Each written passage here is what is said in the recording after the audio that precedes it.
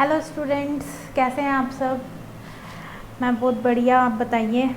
2-3 दिन बाद रिकॉर्डिंग हो रही है क्लासेस की मेरी। तो अभी तक हमने कौन कौन से चैप्टर किए। इससे पहले मैनेजमेंट एंड ऑपरेशनल ऑडिटर, और हमने क्या किया था, एलएलपी और एसए 620। अब हम कर रहे हैं 2 छोटे चैप्टर, लाइबिलिटी ऑफ ऑडिटर और द सेकंड वन इज कारो। तो हम कौन कौन से कर रहे हैं, लाइबिलिटी ऑफ ऑडिटर और कारो हम पे 2016 एप्लीकेबल है तो हम वो कर रहे हैं। लाइबिलिटी ऑफ ऑडिटर अच्छा चैप्टर है। एमसीक्यूज केस बेस सिनेरियो भी काफ़ी अच्छे बने हुए हैं इस पे आईसीएआई की बुकलेट में। तो लाइबिलिटी ऑफ ऑडिटर ध्यान से सुनिए, ये चैप्टर क्यों आया है। ये चैप्टर बताता है ऑडिटर की लाइबिलिटी क्या है। मतलब कि अगर वो प्रोफेशनल नेग्लिजेंस करता है, इंटरनल कंट्रोल की डेफिशिएंसीज को कम्युनिकेट नहीं करता है, management 2 sets of books of accounts बना रही है, मतलब डिफरेंट सिचुएशन में ऑडिटर की क्या लाइबिलिटी बनती है और क्या नहीं बनती। मतलब कुछ सिचुएशंस ऐसी होती है जहाँ पे ऑडिटर की लाइबिलिटी नहीं बनती है। तो ऐसे कौन सी सिचुएशंस हैं जहाँ पे ऑडिटर की लाइबिलिटी बनती है और नहीं बनती, तो हमें वो बताना है इसके अंदर। सबसे पहले हमारा टॉपिक है प्रोफेशनल नेग्लिजेंस। अगर ऑडिटर प्रोफेशनल नेग्लिजेंस करता है, ब्रीच ऑफ ड्यूटी करता है, तो आप कहेंगे सी एक्ट में भी हम पढ़ते हैं एक क्लोज 7 में। तो अगर आप सी एक्ट के अकॉर्डिंग पूछा जाए आपसे क्वेश्चन तो हम सी एक्ट के अकॉर्डिंग बताएंगे। अदरवाइज अगर रैंडमली क्वेश्चन आता है तो अगर ब्रीच ऑफ ड्यूटी करता है ऑडिटर, प्रोफेशनल नेग्लिजेंस परफॉर्म करता है, तो ऑडिटर पे 147 की पेनल्टी लग जाएगी। ये कौन सी पेनल्टी है, जो हम कंपनी ऑडिट में करते हैं विलफुली नॉट विलफुली के केस में, तो 147 की पेनल्टी इम्पोज हो जाएगी। और इस पर पेनल्टीज़ में ही चेंजेस हैं लॉ में। तो मैंने आपको पहले भी बताया था, ग्रुप में भी इन्फॉर्म किया था कि पेनल्टीज़ के जो चेंजेस हैं वो मैं आपको लास्ट में करवाऊंगी एज अ अमेंडमेंट। तो आपके पेनल्टी के चेंजेस अभी पेंडिंग हैं, तो वो चेंजेस आपको मैं लास्ट में करवाऊंगी जब हमारा हो जाएगा सिलेबस। नेक्स्ट उसके बाद आता है अगर प्रोस्पेक्टस में मिस स्टेटमेंट देते हैं। ये आपको पता है, मैंने लॉ में फॉरेन कंपनी करवाते टाइम भी बताया था कि हम लाइबिलिटी ऑफ ऑडिटर में डिटेल में पढ़ेंगे। तो वहाँ पे यही था कि सिविल और क्रिमिनल लाइबिलिटी इम्पोज हो जाएगी ऑडिटर पे, जो एक इंडियन ऑडिटर पे भी एप्लीकेबल होती है। वैसे ही फॉरेन कंपनी में भी अगर प्रोस्पेक्टस में मिस स्टेटमेंट है तो सिविल और क्रिमिनल लाइबिलिटी इम्पोज हो जाएगी।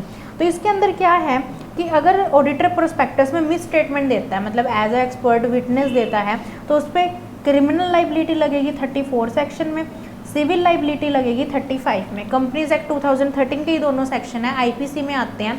तो सेक्शन 34, 35 के अंदर क्रिमिनल और सिविल लगेगी। क्रिमिनल लाइबिलिटी ये कहते हैं कि 447 की तो भाई पेनल्टी भर देना। ये अब लॉ में मैं आपको डिटेल में करवाती हूँ मिसलेनियस पार्ट में, तो आप वहाँ से रेफर कर लीजिएगा। मिसलेनियस पार्ट की जो वीडियो है, फर्स्ट वीडियो, उसमें मैंने लास्ट में 447 की पेनल्टी करवा रखी है इन डिटेल, तो आप वहाँ से रेफ़र कर लीजिएगा। ऑडिटर को रिमूव कर देंगे और ऑडिटर 5 साल के लिए ग्लोबली बैन हो जाएगा फॉर 5 ईयर्स। मतलब 5 साल के लिए ऑडिटर कहीं भी ऑडिट नहीं कर सकता है। नेक्स्ट उसके बाद सिविल लाइबिलिटी क्या कहती है, डैमेजेस पे करो, कंपनसेशन पे करो। तो क्रिमिनल लाइबिलिटी क्या कहती है, 447 की पेनल्टी भरो, 5 साल के लिए global ban. And the criminal civil liability कहती है हमारी कंपनसेशन पे करो। 448 कहता है कि अगर फॉल्स स्टेटमेंट दिया तो 447 की पेनल्टी लग जाएगी। नेक्स्ट आते हैं हमारे कुछ पॉइंट्स, कुछ केस स्टडी। इंटरनल कंट्रोल में डेफिशिएंसी मिली है। अगर इंटरनल कंट्रोल में डेफिशिएंसी मिली है तो इंटरनल कंट्रोल एस्टैब्लिश करना प्राइमरी लाइबिलिटी मैनेजमेंट की होती है, ऑडिटर की नहीं होती है। ऑडिटर की ड्यूटी सिर्फ इतनी बनती है कि वो ऐसे 265 में टीसीडब्ल्यूजी को कम्युनिकेट कर दे, टीसीडब्ल्यूजी को वो कम्युनिकेट कर दे, बस उसकी इतनी ही रिस्पॉन्सिबिलिटी बनती है ऑडिटर की हमारे कि वो टीसीडब्ल्यूजी को कम्युनिकेट कर दे। डन। फिर उसके बाद second, management 2 sets of books of accounts बना रही है। 2 sets of books of accounts मतलब एक रफ एक फेयर। मैं ऑडिट करने गई, मैनेजमेंट ने एक सेट दिया मुझे, मैं उसको वेरीफाई करके अपना ओपिनियन एक्सप्रेस करके आ गई। बाद में इन्वेस्टिगेशन हुई, पता लगा management 2 sets of books of accounts बनाती थी। अब मैनेजमेंट ऑडिटर को ब्लेम ठहरा रही है कि ऑडिटर ने ही चेक नहीं किया ढंग से। तो preparation and presentation of financial statement की रिस्पॉन्सिबिलिटी किसकी होती है, मैनेजमेंट की, जिसको लेके हम एमआरएल भी लेते हैं मैनेजमेंट से कि उसने हमें सारी इन्फॉर्मेशन प्रोवाइड की है एज पर एसए 580। तो अगर management 2 sets of books of accounts बनाती है और मैनेजमेंट हमें एक सेट के बारे में नहीं बताती, तो वो मैनेजमेंट की लाइबिलिटी है, ऑडिटर की लाइबिलिटी नहीं है। आप जो इन्फॉर्मेशन प्रोवाइड करेंगे वो इन्फॉर्मेशन पे ऑडिटर अपना ओपिनियन एक्सप्रेस करेगा। फ्रॉड रिपोर्टिंग का क्वेश्चन आ जाए पेपर में, कहीं भी फ्रॉड रिपोर्टिंग का आ जाए, ध्यान रखिएगा आपने क्या क्या मेंशन करना है। 143 का 12 जो हमने फ्रॉड रिपोर्टिंग 1 करोड़ से ऊपर का और विद इन 1 करोड़, SA 240 जो कहता है फ्रॉड रिपोर्टिंग में कि आप विड्रॉ कर लो एंगेजमेंट से। अगर आप करते हैं तो रिपोर्ट करते हैं, मतलब कि आप विड्रॉ नहीं करते, आप ओपिनियन देते हैं, तो 705 में मॉडिफाई ओपिनियन जाएगा आपका। और कारो के क्लोज 10 में फ्रॉड रिपोर्टिंग का एक क्लोज है तो वो रेफ़र करेंगे। तो हम ये रेफ़र करते हैं, फ्रॉड रिपोर्टिंग का क्वेश्चन आ जाए तो 143 का 12, कारो का close, SA 240, SA 705, done. Next उसके बाद अगर मैनेजमेंट एक्सपर्ट को बुलाती है तो ऑडिटर बाउंड नहीं है उस मैनेजमेंट एक्सपर्ट की रिपोर्ट को मानने के लिए, वो अपने ऑडिटर एक्सपर्ट को बुला सकता है। तो नेक्स्ट यही बोलता है कि auditor are not bound to follow management expert report. तो हम अभी तक हमने क्या पढ़ा, प्रोफेशनल नेग्लिजेंस के केस में 147 की पेनल्टी, सिविल क्रिमिनल लाइबिलिटी लग जाएगी प्रोस्पेक्टस में मिस स्टेटमेंट दी है तो। फिर उसके बाद internal control 2 sets of books of accounts में ऑडिटर की कोई लाइबिलिटी नहीं बनती है। फ्रॉड रिपोर्टिंग में मैंने आपको बता दिया क्या क्या लिख के आना है। फिर उसके बाद मैनेजमेंट एक्सपर्ट पे हमने देखा कि भाई मैनेजमेंट एक्सपर्ट जो है वो उसको बाउंड नहीं है ऑडिटर मानने के लिए उसकी रिपोर्ट को। नेक्स्ट है हमारा इनकम टैक्स एक्ट के अंदर। तुम कहोगे मैम क्या इनकम टैक्स एक्ट भी आ गया अब ऑडिट में, तो ऑडिटर की लाइबिलिटी बनती है इनकम टैक्स के एक्ट के अंदर। तो इसमें पनिशमेंट्स बताई हुई हैं कि अगर ऑडिटर ये करता है तो ये पनिशमेंट लगेगी, ये करता है तो ये पनिशमेंट लगेगी। तो हमारे 4 सेक्शन है इनकम टैक्स एक्ट के, तो वो हमें याद करने हैं। सेक्शन 288 पहला ये बोलता है अगर पर्सन कोई कन्विक्ट हुआ है किसी ऑफेंस के अंदर, किसी भी एक्ट के अंदर, या फिर सी एक्ट के अंदर गिल्टी पाया गया है, तो वो रिप्रेजेंट नहीं कर सकता सेसी को। ये ना क्वेश्चन आपको पी में भी मिलेगा प्रोफेशनल एथिक्स में। वहाँ पे बच्चे कई बार मुझसे पूछते हैं कि ये कौन से क्लोज के अंदर गिवन है कि हम रिप्रेजेंट नहीं कर सकते हैं सेसी को अगर हम गिल्टी पाए जाते हैं। तो ये इनकम टैक्स एक्ट प्रोहिबिट करता है। और ध्यान रखिएगा कि जीएसटी कंसल्टेंसी कर सकते हैं, वो अलाउ है। एक क्वेश्चन है आपका इस पे, एग्जाम का क्वेश्चन ही है, जीएसटी कंसल्टेंसी अलाउ है पर इनकम टैक्स एक्ट के अंदर आप रिप्रेजेंट नहीं कर सकते एसएससी को। अगर आप सी एक्ट में गिल्टी पाए गए हो या किसी भी एक्ट में आपको इम्प्रिजनमेंट या कन्विक्शन हुई है तो आप नहीं कर सकते। कौन सा सेक्शन रोकता है? 288। 278 कहता है अगर आपने फॉल्स स्टेटमेंट दी है और जिसके कारण टैक्सेबल इनकम का इवेजन हुआ है, अमाउंट बता रखी है इतनी टैक्सेबल इनकम अगर आपने इवेड किया तो इतने टाइम की पेनल्टी है। अगर आपने 25 लाख से ज़्यादा का इवेजन किया है तो 6 month to 7 year and fine, 6 महीने से 7 साल की जेल एंड फाइन लगेगा। और अगर 25 लाख तक का टैक्स इवेजन किया तो 3 महीने से 2 साल एंड फाइन। तो ध्यान रखिएगा आपकी फॉल्स डेक्लेरेशन से टैक्स इवेजन हुआ है, टैक्स इवेजन की अमाउंट गिवन है इसके अंदर, अगर 25 लाख से ऊपर का हुआ है तो 6 महीने से 7 साल की जेल एंड फाइन, और अगर 25 लाख तक का हुआ है टैक्स इवेजन तो 3 महीने से 2 साल की जेल एंड फाइन। 271J क्या कहता है? अगर इनकरेक्ट रिपोर्ट या सर्टिफिकेट दिया ऑडिटर ने, इनकरेक्ट रिपोर्ट का मतलब क्या है कि कोई भी पर्टिकुलर रिपोर्ट या सर्टिफिकेट गलत दे दिया है तो 10,000 पर रिपोर्ट पर सर्टिफिकेट फाइन लगेगा ऑडिटर पे। 12 कहता है अगर एओ के सामने फॉल्स डेक्लेरेशन या कोई फॉल्स डॉक्यूमेंट सबमिट किया है तो आप पे 7 साल की जेल हो जाएगी एंड फाइन लगेगा। अब इन दोनों में डिफरेंस कैसे पता लगता है? तो ऊपर वाले में टैक्स इवेजन की अमाउंट गिवन है, नीचे वाले में आप फॉल्स स्टेटमेंट या डेक्लेरेशन दे रहे हो तो उसमें आपको 7 साल की जेल एंड फाइन लगेगी। तो ये 4 थी हमारी इनकम टैक्स के अंदर ऑडिटर की लाइबिलिटी। आप इनकम टैक्स अथॉरिटी में रिप्रेजेंट नहीं कर सकते, टैक्स इवेजन करते हो तो 2 अपने को पेनल्टीज बता रखी हैं, रिपोर्ट सर्टिफिकेट गलत देते हो तो 10,000 पर रिपोर्ट पर सर्टिफिकेट फाइन है। एंड द नेक्स्ट वन, अगर अथॉरिटी के सामने फॉल्स डॉक्यूमेंट सबमिट करते हो तो 7 साल की जेल एंड फाइन है। तो ये था हमारा लाइबिलिटी ऑफ ऑडिटर, जिसमें ऑडिटर की लाइबिलिटी बता रखी थी professional negligence, civil criminal liability, income tax के अंडर, और हमारे 4 केसेस थे अलग अलग। Done done done done done हो गया। नेक्स्ट उसके बाद कारो 2016, जो इस बार 16 ही एप्लीकेबल है हमारा। तो कारो है तो छोटा सा, पेपर में याद नहीं आता, प्रॉब्लम ये है पेपर में पता नहीं लगता कारो का क्वेश्चन कौन सा, और याद भी नहीं आता बच्चे के कि कारो का प्रोविज़न लग रहा है इस क्वेश्चन में। फैक्ट है, पेपर में बच्चों को कारो दूर दूर तक याद नहीं आता, क्योंकि एग्जाम में क्वेश्चन मोस्टली पूछा ही नहीं जाता एज पर कारो एक्ट बता दीजिए, मतलब कारो 2016 के अकॉर्डिंग आप अपना आंसर दे दीजिए। सॉरी, एक्ट तो नहीं है, कारो 2016 के अकॉर्डिंग आप अपना आंसर ड्राफ्ट कीजिए, तो तब तो हमें पता लग जाए कारो एप्लीकेबल है। पर हमें बताता नहीं आईसीआई, तो हम पहचान ही नहीं पाते कि ये कारो का क्वेश्चन है, प्रॉब्लम ये होती है। तो कारो में चलते हैं। सबसे पहले कारो की एप्लीकेबिलिटी देख लेते हैं, क्योंकि इस पे एमसीक्यू आ जाता है, कई बार एमसीक्यू आ जाता है, पूछ लेते हैं कि कारो किस पे एप्लीकेबल नहीं है। तो बताइए कारो सभी पे एप्लीकेबल है, इंक्लूडिंग फॉरेन कंपनी पे भी एप्लीकेबल है, पर किन पे नहीं है? जिनका अपना एक्ट है, banking, insurance, section 8, OPC, small. Small की इस बार क्या है 220 करोड़, 2 करोड़ हमारा रहेगा पेड अप शेयर कैपिटल और 20 करोड़ टर्नओवर। ठीक है, चेंज हो गई है, मैंने आपको लॉ में भी करवाया था अमालगमेशन चैप्टर में, जब हम फास्ट ट्रैक मर्जर करते हैं। फिर उसके बाद प्राइवेट कंपनी, अगर ये ट्रिपलेट कंडीशन पूरी हो जाए, ट्रिपलेट कंडीशन का मतलब है तीनों पूरी होनी चाहिए, paid up share capital free reserve 1 crore से कम के, लेस देन 1 करोड़, बोरोविंग्स भी 1 करोड़ से कम की, और रेवेन्यू 10 करोड़ से कम का। ठीक है, तो अब आपने कम देखना है, ध्यान रखिएगा, क्योंकि कारो एप्लीकेबल नहीं करनी ना हमने। तो प्राइवेट कंपनी जिसकी पेड अप और बोरोविंग 1-1 करोड़ से कम है, टर्नओवर 10 करोड़ से कम है, रेवेन्यू जो है तो 1-1-10, तो उस पर कारो एप्लीकेबल नहीं होगा। सीएफएस पे भी कारो नहीं लगता, आप सीएफएस की रिपोर्टिंग कर रहे हो तो कारो एप्लीकेबल नहीं होगा आप पे। अब चलते हैं क्लोजेस की तरफ। कारो के जो क्लोजेस हैं, फर्स्ट से मैं आपको करवा रही हूँ। कारो का क्लोज लिखते कैसे हैं हम?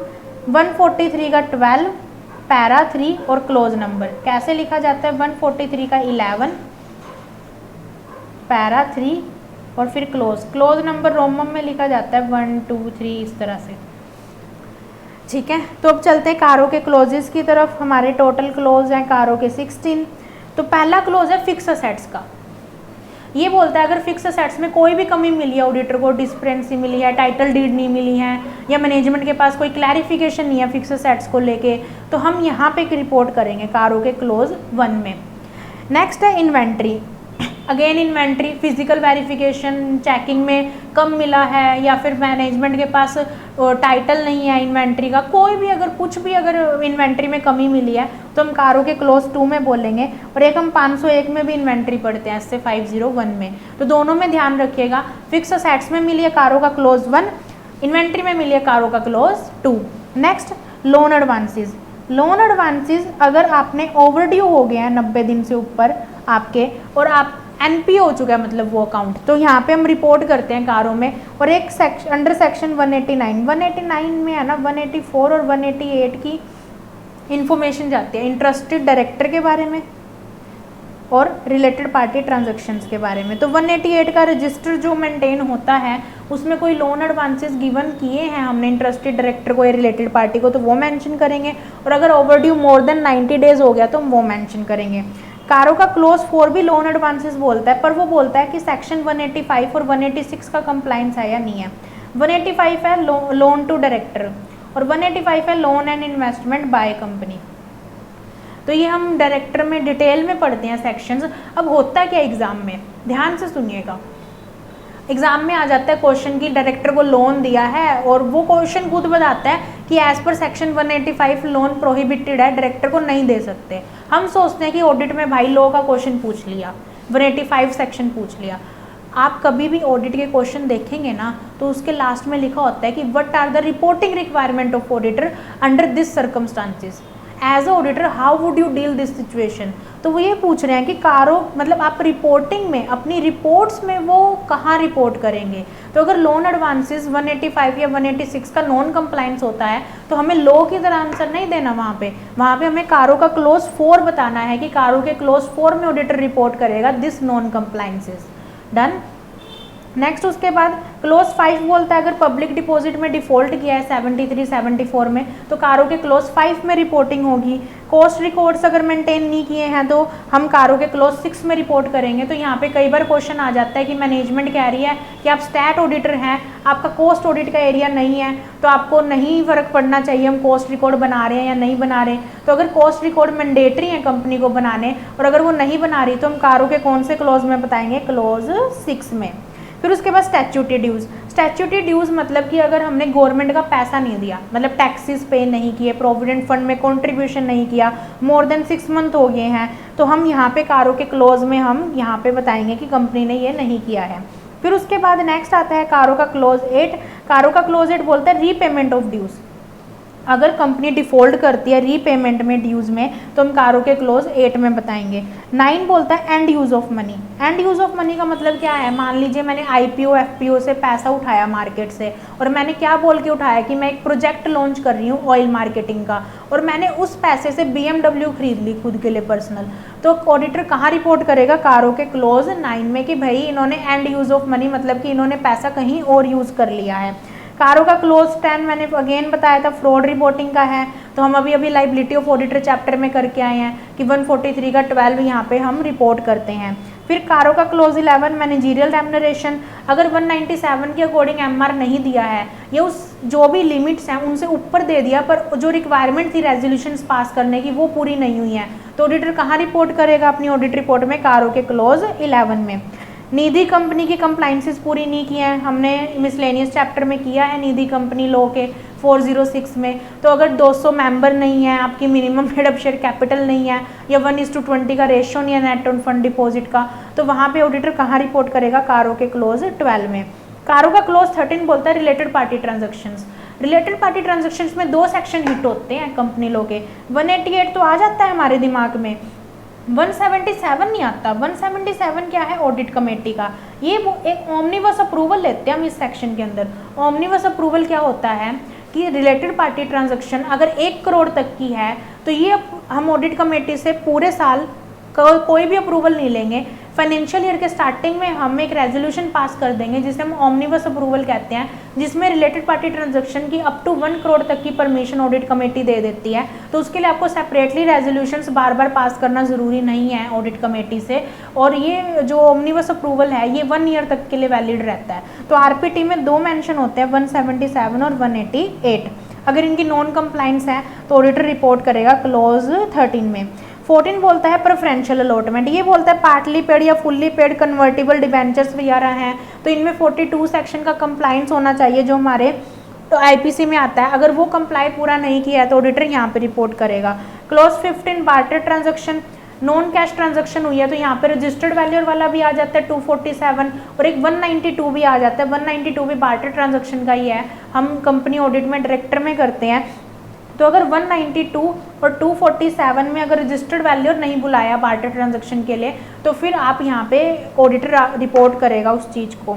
लास्ट क्लोज NBFC, अगर NBFC का काम कर रहे हो विदाउट सर्टिफिकेट ऑफ रजिस्ट्रेशन लिया RBI से 45 IA सेक्शन के अंदर, तो ऑडिटर यहाँ पे रिपोर्ट करेगा। मतलब आपके रिगार्डिंग कोई भी एडवर्स रिमार्क मिलता है इन चीज़ों को लेके तो ऑडिटर यहाँ पे रिपोर्ट करेगा।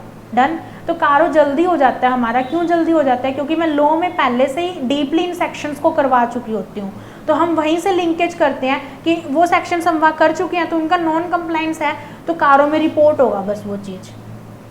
ठीक है, तो कारो में अभी तक हमने क्या पढ़ा? एक तो एप्लीकेबिलिटी जो MCQ पर्पस से थी, या फिर आपको कैलकुलेट करने भी आ जाती है कि प्राइवेट कंपनी में देख लीजिए कि paid up share capital, turnover और जो बोरोइंग्स है वो एक्सीड हो रही है या नहीं हो रही। फिर उसके बाद हमारा कारो लिखते कैसे? 143 का 11 पैरा 3 क्लोज।